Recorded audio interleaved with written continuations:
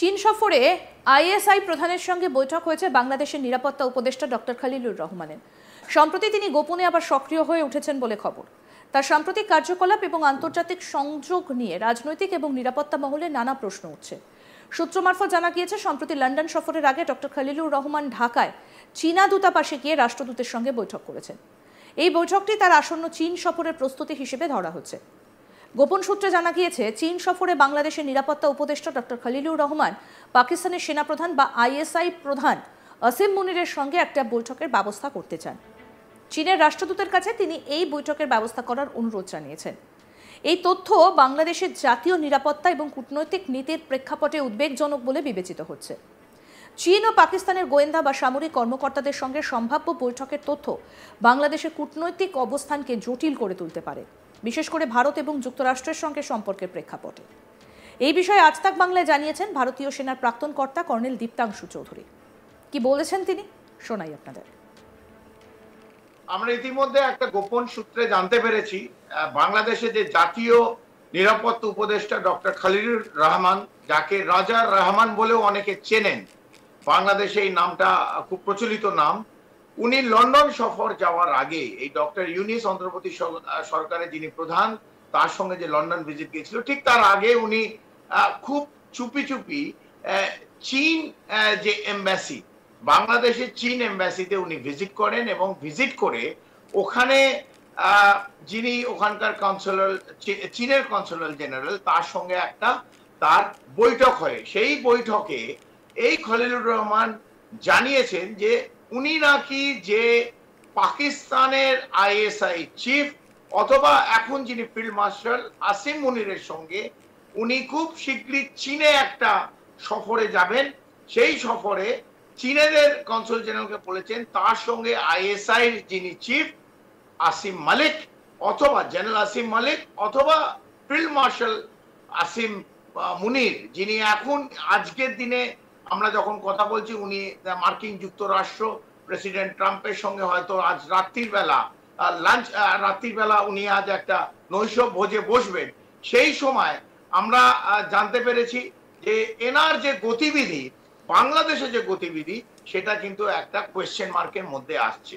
এক, দ্বিতীয়ত উনি এসছিলেন, উনি এমনি মার্কিন যুক্তরাষ্ট্রের নাগরিক, উনি হঠাৎ এই বাংলাদেশে একটা যে মানব করিডোর বানাবার কথা চলছে যে চট্টগ্রাম থেকে রাখাইন প্রভিন্সে, সেটার একটা হাই রিপ্রেজেন্টেটিভ হয়ে প্রথম উনি বাংলাদেশে এই কিছু মাস আগে, প্রায় 2.5 মাস আগে ঢুকলেন এবং আস্তে আস্তে উনি দেখা গেল এই খলিলুর রহমান যে মার্কিন যুক্তরাষ্ট্রের একদম বিশ্বস্ত একজন লোক, মার্কিন যুক্তরাষ্ট্রের নাগরিক, তাকে করে দেয়া হলো উপদেষ্টা।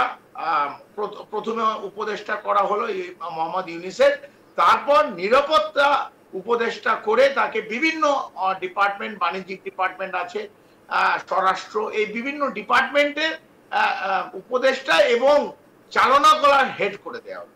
এবং আমরা এখন জানতে পাচ্ছি উনি এই সময় আমরা যখন কথা বলছি অলরেডি তার চীনের সফর রেডি হয়ে গেছে এবং চীনে যাবে এবং চীনের যে বিভিন্ন ইন্টেলিজেন্স এজেন্সি, গোয়েন্দা বিভাগ, তাদের সঙ্গে বৈঠক করবে এবং তার সঙ্গে উনি যে আবদার রেখেছেন চীন কনসুলার জেনারেলের কাছে, তিনি আইএসআই যে চিফ জেনারেল আসিম মালিক এবং এই হঠাৎ অপারেশন সিন্দুরের পর যে নিজেকে ফিল্ড মার্শাল বলে ঘোষণা করে দিল পাকিস্তানে, সেই জেনারেল আসিম মুনিরের সঙ্গে একটা বৈঠকে বসতে চান।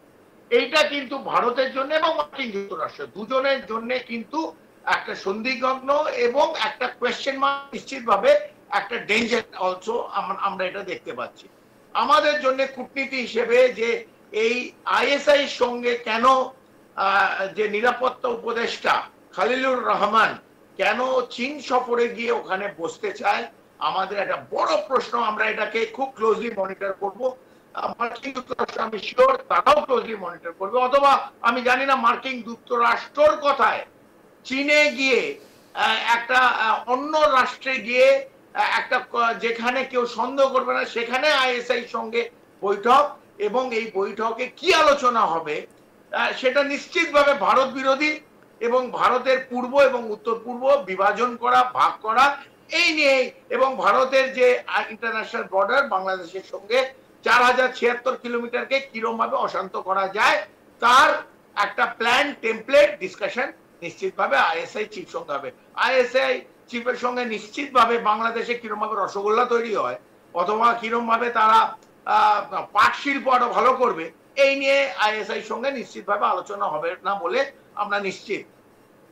তাই এই সময় আমাদের খুব ক্লোজলি মনিটর করতে হবে এবং এই খলিলুর রহমান বাংলাদেশের মধ্যেও একটা তাদের সেনা তাদের বিভিন্ন যারা ভারতের পক্ষে একটা বিপুল ভাগ বাংলাদেশে ভারতের পক্ষে তারা কিন্তু তার গতিবিধি একটা সন্দিগ্ধ চোখে দেখছে, একটা প্রশ্ন চিহ্নের মুখে দেখছে।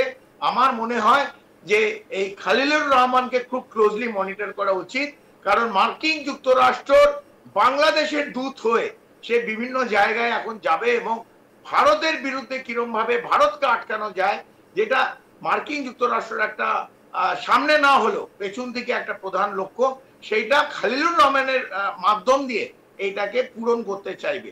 কিন্তু বড় ব্যাপার হলো যে আমি জানি না যে এরাই কিন্তু পরে ফ্র্যাঙ্কেনস্টাইন হয়, যে মার্কিন যুক্তরাষ্ট্র যেটা ভাবছে। চীন কিন্তু মার্কিন যুক্তরাষ্ট্রের সাথে নেই, এটা মার্কিন যুক্তরাষ্ট্র জানে। বাংলাদেশ কিন্তু এই দুটো বড় রাষ্ট্র চীন এবং মার্কিন যুক্তরাষ্ট্র এক সময় হবে ছিঁড়ে দেবে। কাকে জায়গা দেবে বাংলাদেশ তখন বুঝতে পারবে না। সেটা মার্কিন যুক্তরাষ্ট্র এবং চীন দুজনের ইন্টারেস্ট বাংলাদেশে আপাতত আছে। মরবে কারা? এই 18 কোটি বাংলাদেশের নাগরিক। এই দুটো রাষ্ট্রের এই টানাটানিতে ছেঁড়াছেড়িতে বাংলাদেশের বিপদ ঘনিয়ে আসছে, আমরা এটা দেখতে পাচ্ছি। আমি জানি না বাংলাদেশের 18 কোটি নাগরিক এইটা বুঝতে পারছে কিনা অথবা দেখতে পাচ্ছে।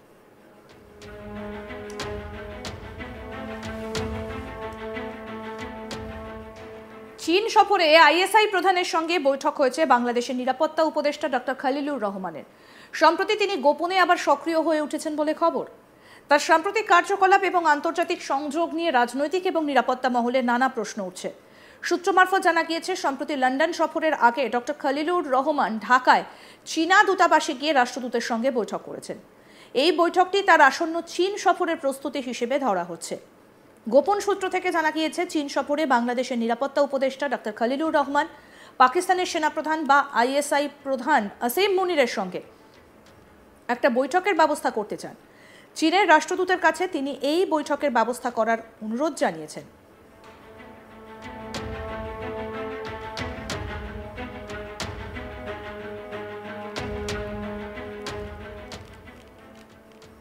আরও আপডেট পেতে দেখতে থাকুন আজ তাক বাংলা। সাবস্ক্রাইব করুন, নোটিফিকেশন পেতে বেল বাটন অপশন প্রেস করুন, হোয়াটসঅ্যাপে ফলো করুন আজ তাক বাংলা।